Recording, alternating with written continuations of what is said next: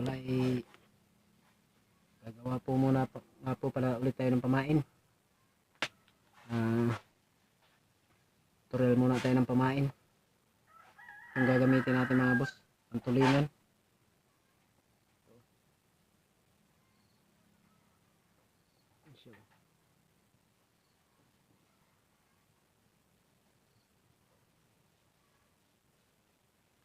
Tapos ito sa dextrose gawin natin 17. Pisa na natin mga boss. Ano lang na pamain, simple lang.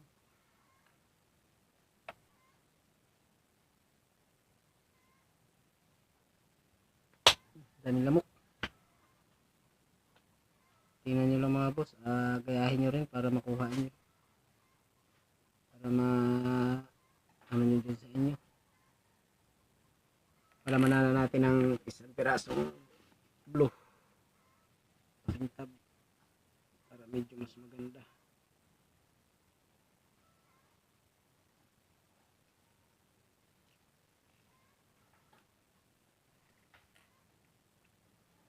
Subukan nyo po ito mga boss pag gamit nyo dyan sa inyo. Pasok lang natin dito.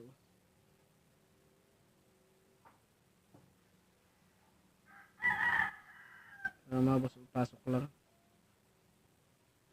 In-order itong hose po na to. In-order ko lang to sa Lazada.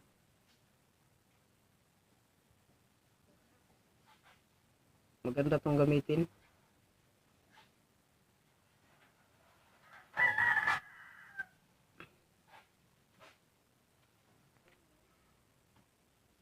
Parang ganun na, nakapasok na siya. Talian lang natin ng nylon dito.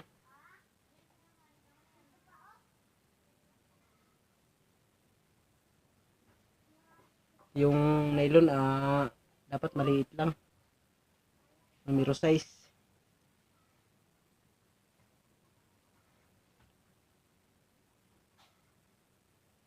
Talian ko lang mga boss.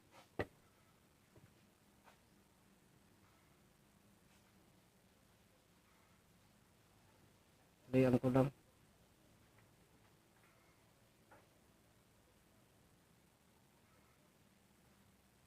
Ganun lang, mga ilang lambod lang, hindi naman niya siya matanggal. Matibay kasi ito eh.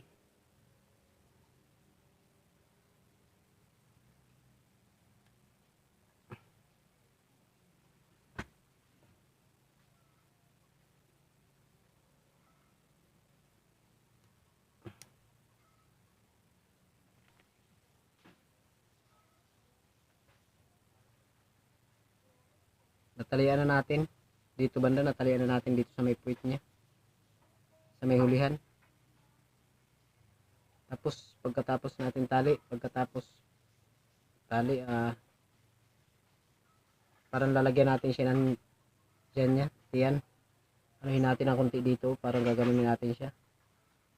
Parang ganun.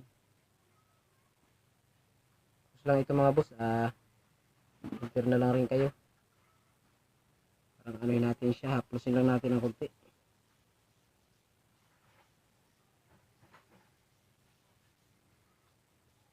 Maganda. Para medyo mabukol dito sa may tiyan niya.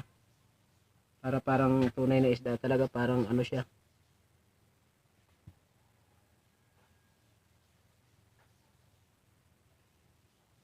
Naghina yung YouTube natin mga boss, hindi kasi tayo makalaot.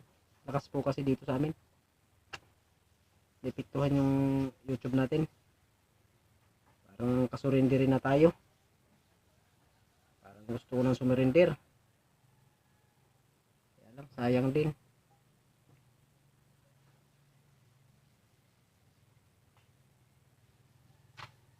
Parang ganyan lang mga boss. Ganyan siya. Ibang klaseng gusto mga boss, ibang klase. Magandang klase.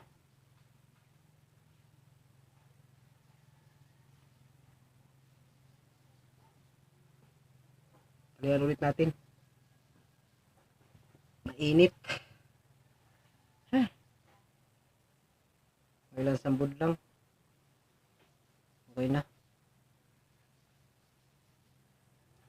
Grabing init. Talian na natin mga boss. Talian na natin.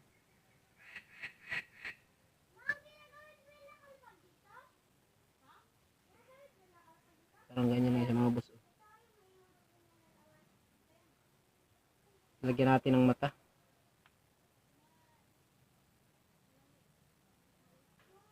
Purimim yung mata natin.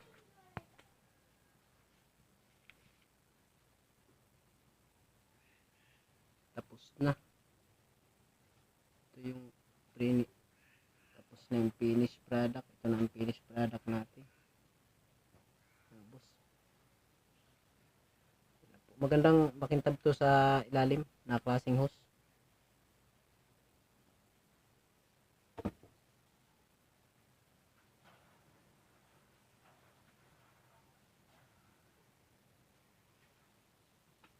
Yan, hanggang dito na lang yung video natin. Maraming salamat sa inyong panonood. Abang-abang lang ulit sa mga susunod nating video. Hirap tayo sa content.